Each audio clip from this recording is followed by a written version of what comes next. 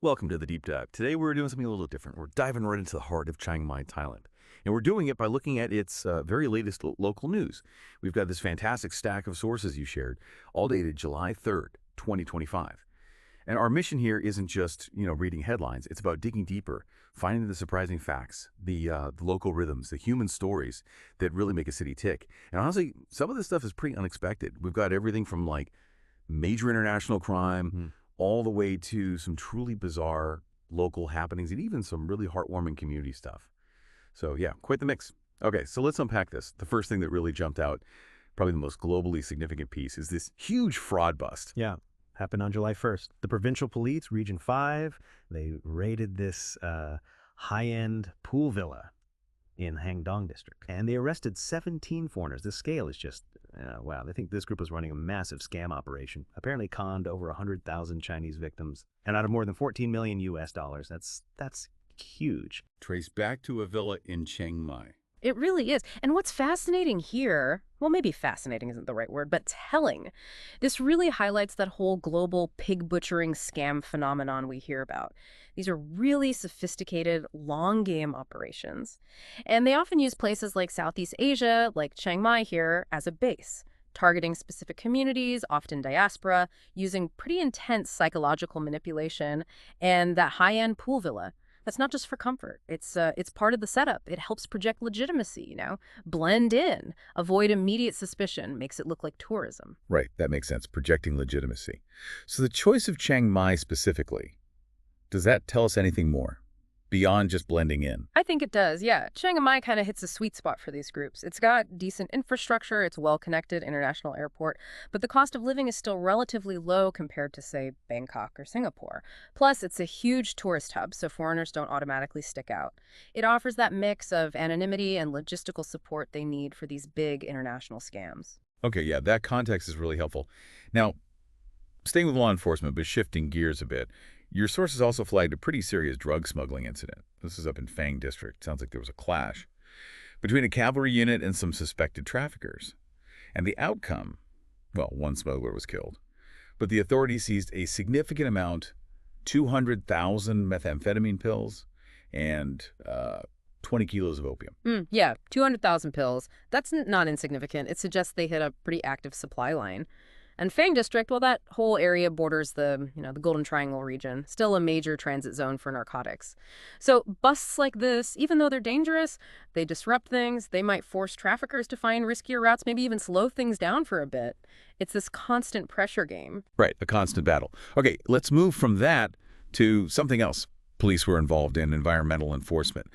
They shut down an illegal soil excavation operation, confiscated excavators, trucks, from a 70-year-old man in San Kamphaeng district.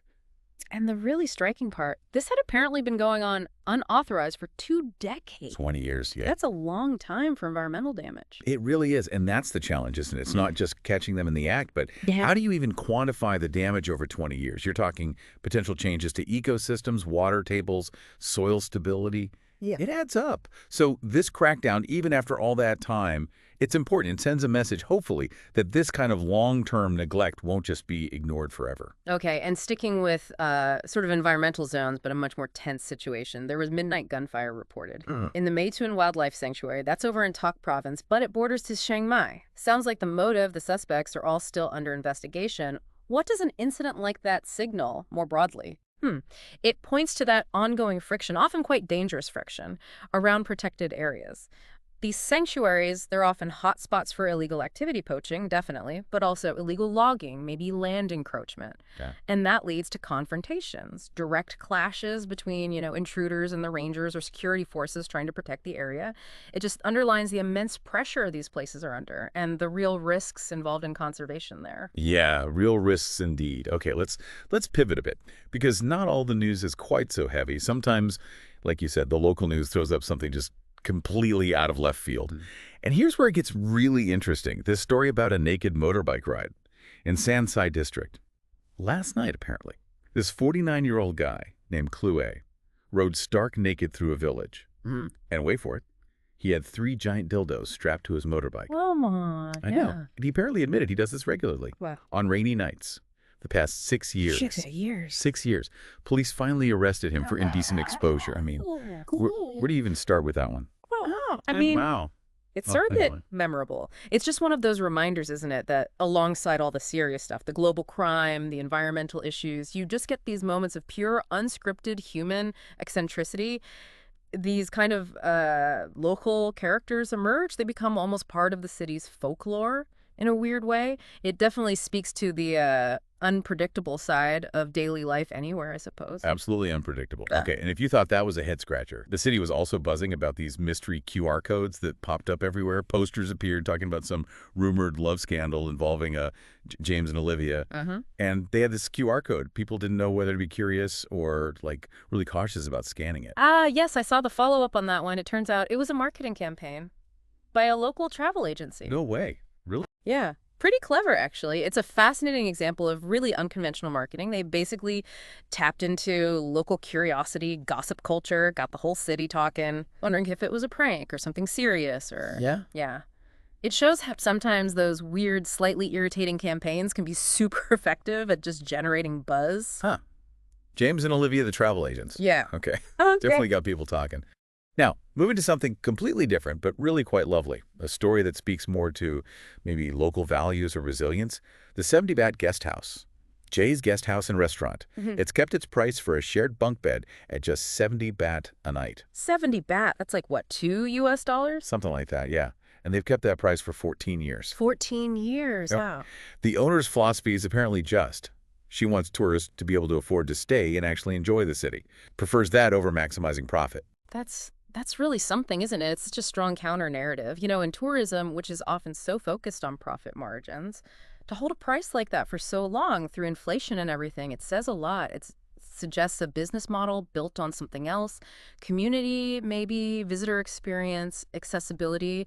It probably cultivates a very specific kind of loyal following, too. People who appreciate that ethos. It's quite refreshing. It really is. Okay, a couple more things that touch on daily life and welfare. There's a pretty distressing story about a Rottweiler rescue. Animal welfare volunteers found 4 abandoned Rottweilers deep in a forest near Chiang Mai, and one of them had been shot. No. Twice. Oh, that's awful. Yeah, it sounds like deliberate cruelty. The good news, at least, is that they're getting care now. It really shines a light on the work those animal welfare groups do, doesn't it? Often with very limited resources, volunteers on the front lines.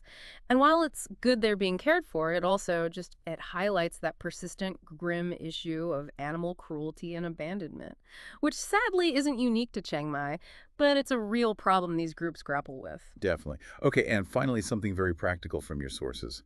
A safety alert. Yellow weather alert issued for heavy rain in Chiang Mai, advising residents to watch out for sudden flooding, especially in low-lying areas. Right. And that ties directly into the everyday reality of living there, especially during rainy season. Yeah. Heavy rain, localized flooding. These are recurring events. It's just part of the environment. Residents need that constant awareness, that preparedness for sudden changes, knowing the risks in their specific area, like flash floods if you live near a stream or in a lower part of town. It's just necessary. Absolutely. Wow. What a tour through Chiang Mai's recent life. All thanks to these local news sources you brought. We've really covered the spectrum, haven't we? From, global crime rings operating out of villas, 2 naked guys on motorbikes with sex toys. Can't forget that one. Definitely not. To incredible community spirit like that guest house, and then these serious environmental and safety concerns, too. It just paints such a vivid, complex picture of the city. Really shows how much you can grasp just by diving into the local pulse. It really does. And I think, the key takeaway for me is how all these seemingly random, disparate stories, when you look at them together, they start to weave this tapestry. They reveal the city's character, right? Its challenges, yes, but also its unique charms, its resilience, its spirit. Kind of makes you think, doesn't it?